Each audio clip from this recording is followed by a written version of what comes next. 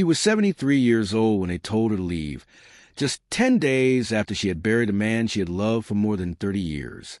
And what made it worse was that the only thing he had left her, the only thing they had not already taken, was something they all laughed at, a useless, forgotten hilltop ruin miles away that no one in their right mind would ever choose to live in, or so they thought. Eleanor Whitaker had never imagined her life would fall apart this way.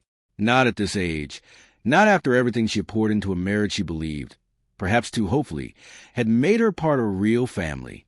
The house she stood in had been her home for 32 years, a place filled with habits so deeply built in that even grief could not wipe them away. She still woke up early, still reached for the second coffee cup out of habit, still paused in the hallway expecting to hear her husband's voice call her name. But the silence that followed his passing was not the kind that helped her heal. It was the kind that made room for something colder to take its place. His children, Daniel and Marissa, arrived not with comfort, but with quiet efficiency. At first, they spoke in careful tones, offering polite condolences, talking about arrangements, tying up loose ends. Eleanor mistook it for grief. She mistook their distance for restraint. But within days, the conversation shifted, becoming sharper, more exact, until finally the truth was laid out plainly across the dining table. The same table where she had once hosted countless family dinners. The house was not hers. The assets were not hers. And according to the will, one she had never seen until that moment, she had no legal right to stay. There was no loud argument, no raised voices echoing through the halls. Daniel simply slid a folder toward her, his expression flat, almost bored, as if he were explaining a small inconvenience rather than tearing apart someone's entire life. "We'll need you to vacate within 30 days, he said, as though he were talking about a rental agreement instead of the home she had helped care for, decorate, and fill with life for over 3 decades. Eleanor stared at the papers, her hands shaking a little, not because she did not understand them, but because she understood them too well. Her name was not there, not on the deed, not in the ownership papers, not anywhere that mattered. It was as if she had never existed in the legal shape of the life she had lived. She looked up, searching their faces for something. Guilt, hesitation, anything, but she found none. Marissa avoided her eyes completely, focusing instead on her phone, while Daniel leaned back in his chair, already moving on in his mind to whatever came next. "Your father wouldn't have wanted this," Eleanor said quietly, although even as the words left her mouth, she realized how weak they sounded. Daniel's reply came without a pause. This is exactly what he arranged. That was the moment something inside her shifted. Not broken, not yet, but loosened, like a foundation beginning to crack under pressure. The days that followed moved with strange, dizzying speed. Boxes appeared. Closets were emptied. Drawers that once held decades of shared memories were reduced to items sorted into keep, discard, or donate. Eleanor moved through it all like a ghost, present but unseen. Her input was neither wanted nor needed. She tried once to protest, to suggest that there must have been some mistake, that perhaps something had been missed, but Daniel shut it down with a single sentence. "Everything has been reviewed." And just like that, her life was reduced to finality. On the 29th day, she stood in the living room, now stripped of its warmth, holding the last of her belongings. 2 suitcases, a handbag, and 1 envelope. The envelope had been handed to her almost as an afterthought, something Daniel had nearly forgotten to give her as he watched over the clearing of the house. This was mentioned separately, he had said, his tone dismissive. "It's yours." She had not opened it right away, not then, not in front of them. Instead, she waited until she was outside, the cold autumn air biting at her face as she stood on the curb. The place that had once been her home was now just a structure behind her, a structure she was no longer allowed to enter. Only then did she open it, her fingers slow and careful, as if stretching out the moment might somehow soften whatever waited inside. There was no letter, no explanation, just a single document, a deed. The description was short, almost vague. Hilltop property, Bream County. No details, no background. Nothing to show why this, of all things, had been left to her. She read it twice, then a third time, hoping something would change, that some hidden meaning would appear. But it stayed exactly what it looked like, a transfer of ownership for a piece of land she had never heard of. When she had shown it to Daniel earlier, before she left, he had actually laughed, a short, dismissive sound that hung in the air longer than it should have. "That place," he said, "you can have it. It's falling apart. Not worth anything." At the time, she felt a small sting of shame, as though even in death, her husband had left her with something small and unimportant, something that proved what his children clearly believed, that she was an afterthought, a duty at best, a mistake at worst. And yet, standing there now with nowhere else to go, that worthless deed suddenly carried a different weight. It was not comfort. It was not safety. But it was something. And when you have nothing, something, no matter how small or how unsure, becomes impossible to ignore. Eleanor closed the envelope carefully, holding it a little tighter than before, as if it might vanish if she did not. She looked back at the house one last time, not with anger, but with a quiet, aching finality. Then she turned away. By the time Eleanor Whitaker reached the hilltop property, the sun was already dropping behind the distant ridges, casting long shadows across land that looked as though it had been forgotten, not just by people but by time itself. And for a moment, standing there with the wind pulling at her coat and the silence pressing in from every side, she wondered if her stepchildren had been right to laugh, because nothing about this place promised safety or comfort or even the chance of starting over. It looked like an ending, not a beginning.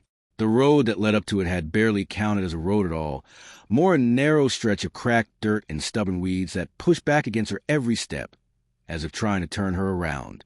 And when she finally reached the top, all she could do was stand still and take it in. The structure her husband had left her was not really a house at all, but a sagging, weather-beaten shell, its roof partially caved in on one side, its windows shattered or boarded up unevenly, and its porch tilted just enough to make it seem like the whole thing might give up and slide down the hill at any moment. "This can't be it," she whispered, even though there was no one there to hear her, no one to confirm or deny what her eyes were already telling her. She checked the address again, her hand stiff from the cold, her breath visible in the fading light, and every detail matched exactly what was written on the deed. This was hers. This ruin, this silence, this isolation. For a brief, dangerous moment, she thought about turning around, going back down the hill, finding a motel, a shelter, anything that did not look like it might collapse around her while she slept. But the truth she had been avoiding settled in with quiet certainty. She did not have the money for that, not for more than a night or two. And even if she did, it would not solve anything. This place, as impossible as it seemed, was the only thing she owned in the world. So she stepped forward. The front door resisted at first, swollen from years of neglect. But with a firm push, it gave way with a sharp creak that echoed louder than it should have in the empty space beyond. The air inside was colder than outside, carrying the smell of damp wood, dust, and something older, something that had settled deep into the bones of the structure. Eleanor hesitated on the threshold, her instincts telling her to be careful. But there was nowhere else to go, so she crossed it, the floorboards groaning softly under her weight, as if noticing her presence after years of being abandoned. The inside was dim, lit only by the last traces of daylight slipping through broken panes and gaps in the walls, revealing a space that had once been a home, though that was hard to imagine now. Furniture remained in pieces, an overturned chair, a table missing a leg, shelves lined with objects so coated in dust they had lost their shape. And yet beneath the decay, there was something strangely whole about it, as though time had paused instead of completely wiping away what had been. She moved slowly, her steps careful and steady, as she explored the main room, then what must have been a kitchen, then a narrow hallway that led to two smaller rooms, each in similar states of disrepair. And with every step, the weight of her situation pressed in a little more, because this was not temporary. This was not something she could push through for a night or two. If she stayed, this would be her life. Night came quickly on the hilltop, the darkness settling in with completeness that city life had never prepared her for. And with it came the cold, sharper now, more demanding, slipping through cracks in the walls and broken sections of the roof as though it had been invited in.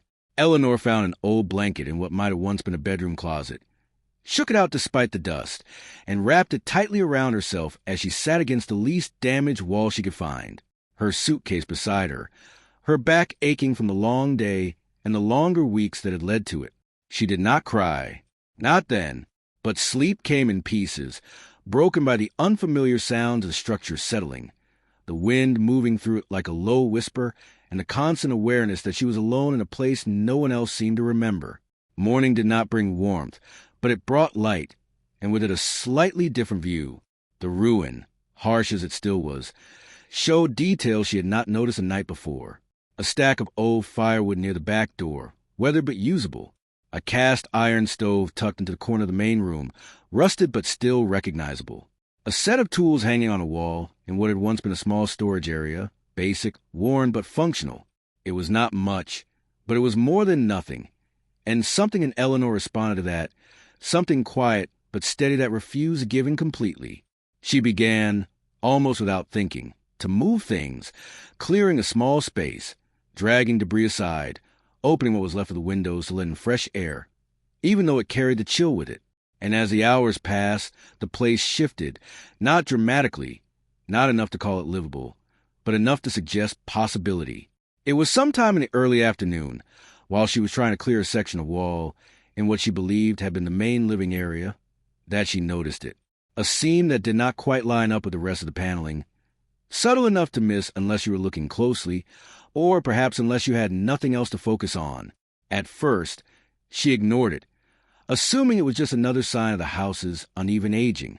But something about it stuck in her mind, pulling her back until she finally reached out and pressed against it.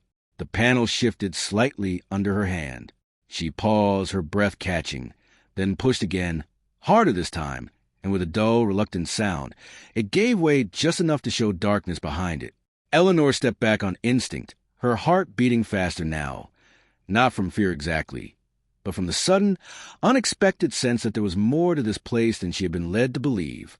Carefully, she pulled the panel further aside, exposing a narrow opening, and beyond it, a set of wooden steps going down into shadow, a cellar hidden, or at least not easy to see. For a long moment, she simply stood there staring down into it, weighing the choice without fully realizing she was doing so. She could leave it, pretend she had not found it. There was enough to deal with already. But then another thought surfaced, quieter but stronger. This was the only thing her husband had left her, and he had never been careless. Taking a steady breath, Eleanor found a flashlight in her bag, one of the few practical things she had thought to bring, and stepped toward the opening, the beam of light cutting through the darkness as she began her descent. Each step creaked under her feet, the air growing cooler, heavier, as though it had been sealed away for years. When she reached the bottom, the space opened up a little, not large, but clearly used at some point, and as she swept the light across it, shapes began to take form. Stacked crates, old shelves, boxes arranged with a kind of careful order that did not match the chaos upstairs.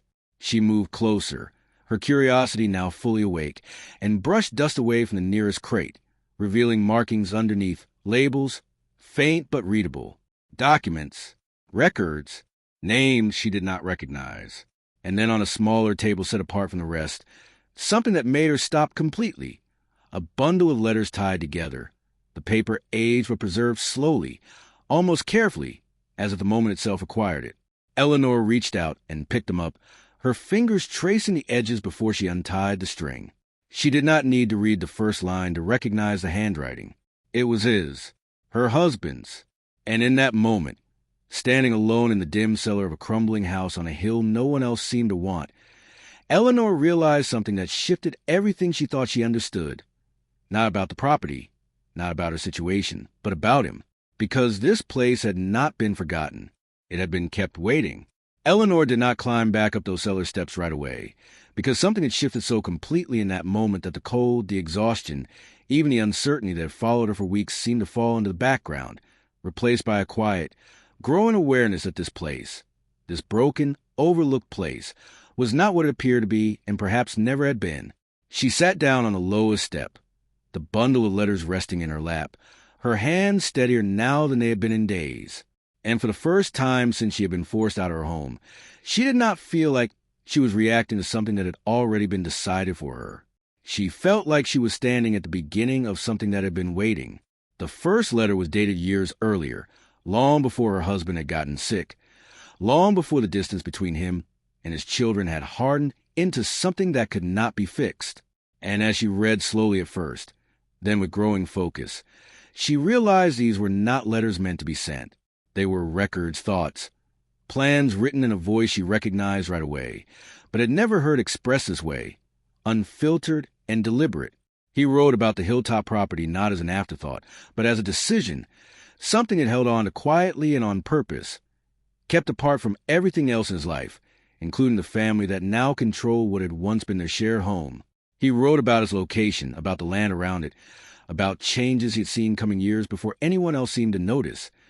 Development pushing outward, land being bought up, small properties suddenly becoming valuable for reasons that were not obvious at first glance.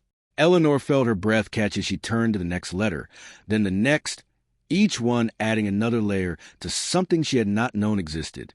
Because her husband, the man she had believed she understood completely, had been preparing for something, planning for something, and somehow she had never seen it.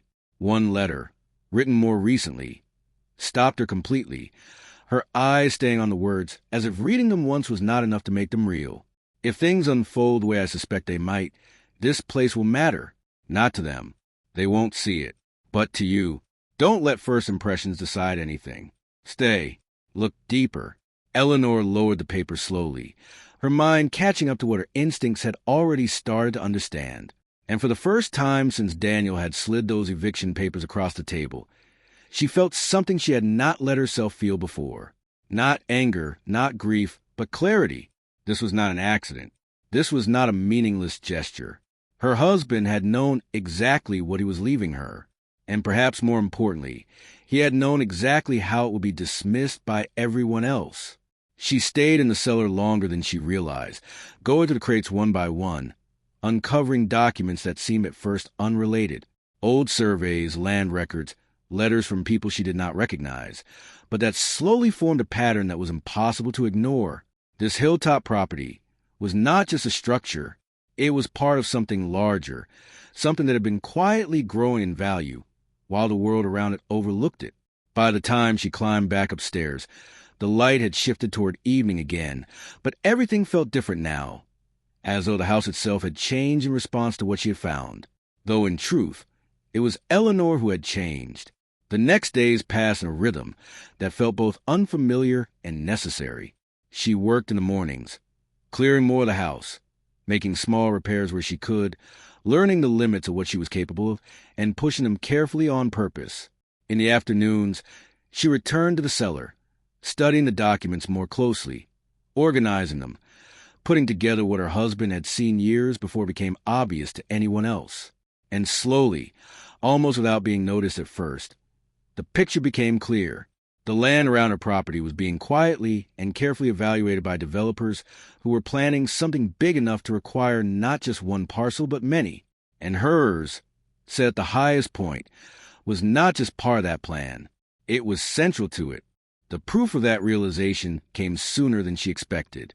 It started with small signs, markers placed at the edges of the property, subtle enough to be missed if you were not looking for them, followed by a man walking perimeter one afternoon, clipboard in hand, who seemed surprised to find her there at all.